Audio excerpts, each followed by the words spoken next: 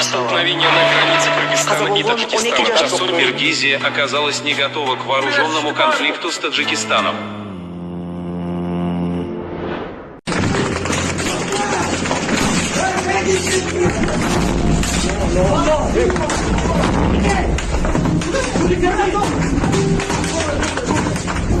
Хронология событий.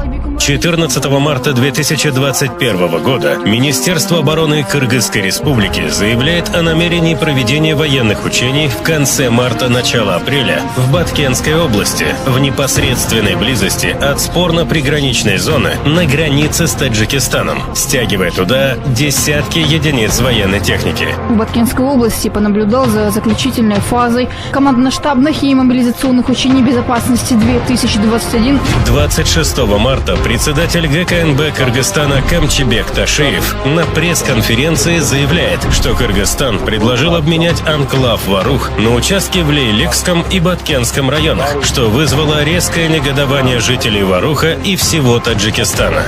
Таджикистандың азыркы Лакш районы, Жергетал районы, Мургаб, булардын бардыгы кыргыздын жери болгон. Ташиев заявляет о намерении Бишкеком построить водохранилище на реке, как ее называют кыргызы, Казу-Баглан, а таджики Хаджабакиргон, без согласования с соседями по низовью реки, что нарушает ранее достигнутые договоренности между всеми странами региона. Главы МИД обсудили сотрудничество в сфере транспорта, использования водных ресурсов. Особое внимание уделили вопросу делимитации и демаркации линии государственной границы.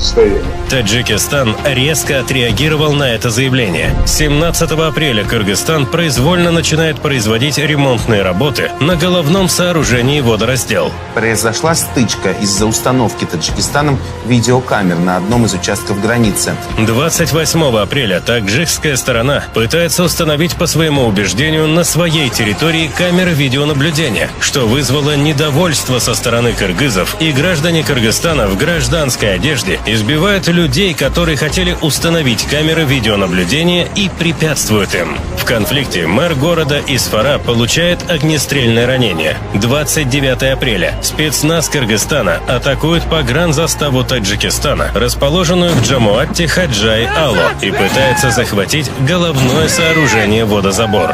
Таджикские военные начинают ответное наступление.